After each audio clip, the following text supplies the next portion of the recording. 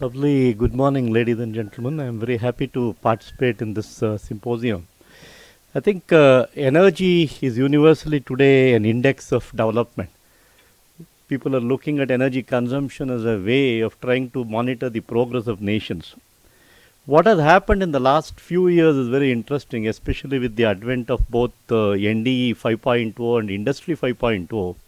Suddenly, the world has woken up to the exciting possibility of trying to use data to really improve productivity both upstream and downstream of several of these petroleum industry. Now, this has actually brought in a very interesting synergy between disciplines, and today it is no longer a plant running in isolation, but then the hardware and software have seamlessly merged to create a wonderful area where data lakes can be created and data lakes can be assimilated in dynamically in real time to really monitor the productivity of many of these plants.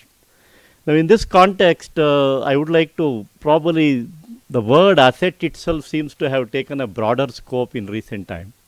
And some of the conventional words that we used to hear for a long time, including maintenance, metrology, to my effect, I think they are disappearing very slowly but quite disruptively from the community. People are able to do everything real time. In fact, in United States, I was surprised to see more than about 70 hydrofracking sites are being managed by a single dashboard in Houston. People are no longer looking at trying to do repair, proactive maintenance, condition monitoring. All of these words have suddenly become irrelevant. In fact, just about 2 weeks back, a company again in US has started ultrasonic testing using drones. So you may be wondering why aerospace people are hosting the symposium. Invariably, the unmanned aerial vehicles is playing such a big role. Today, the multicentric data fusion has become a reality.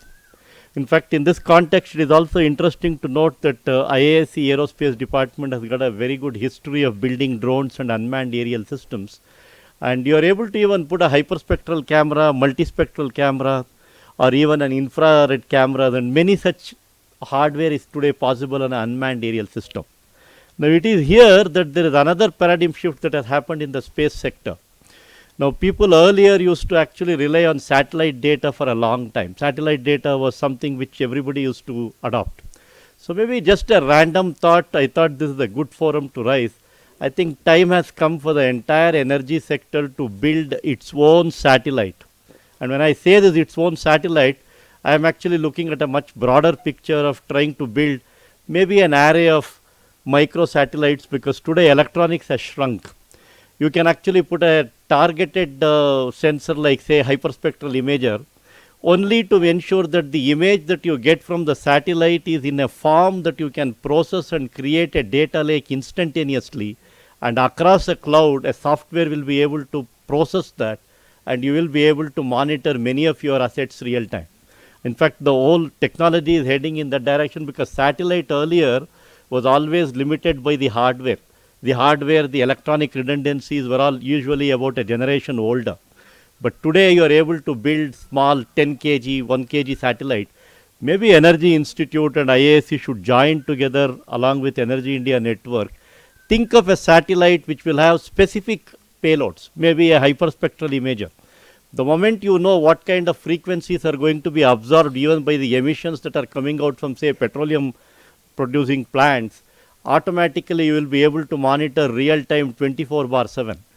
But the data that you get from the satellite can be in a format which you can directly process, and that processing is possible provided you put a targeted hardware. So gone are the days where software is separate, hardware is separate. Everything seems to have merged. And I do really believe that cloud needs to be exploited to the fullest extent possible. If you don't transit towards the cloud, I think we would be left behind drastically. In fact, many leading companies, especially in the oil sector, have moved on to digital control abruptly in the last 3-4 years. While you take pride in saying that we have analog control systems in the huge oil fields, I think very quickly you will realize they say we are not producing them, so you need to move on to digital control.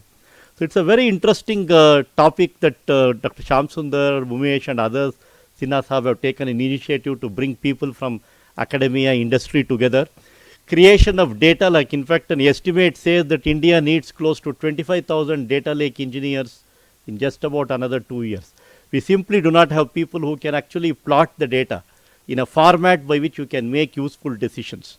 So in that context, I think the energy asset management utilizing multiple imagery that is possible today, multiple sensor fusion that is possible today, utilize the cloud, utilize the speed of the software, and make a decision by which you can make a difference in the budget line of any company.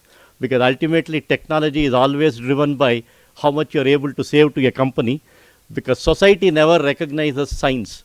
Society always recognizes technology. But without foundational science, there can be no technology. I think this is a very timely deliberation on how people from different disciplines can get together, create a wonderful vision for managing the entire asset. No matter how much we talk about net zero, we may not be moving away from fossil fuel in the next 40 years, because India has got a huge reserve of coal. How do you really convert better coal gasification methodology so that the emissions can be lower? You need chemists working together, chemical engineers working together, or the bacterial H2S emission in your pipeline calls for biologists to work together. Metallurgists have to come together on what kind of materials will be able to withstand corrosion monitoring, health monitoring of the assets. All of that can be done on a wonderful unmanned aerial vehicle, hopefully built by an aerospace engineer in the years to come. And I think maybe this is a good forum, Professor Sinha, that you should really look at, because Energy Institute is something which is focused on energy. You should launch your own student satellite with a payload where you can get the data directly on cloud and you don't have to process the data. Put the software already in the ground station so that we can make meaningful, contribution to maybe ONGC, Oil India. I think many oil major players are here. And of course, Shamsundar himself is heading the governing council of RGOPT. So maybe this is a good vision I thought I would share on this occasion. Thank you very much for the opportunity. Once again, welcome to IISc, welcome to Department.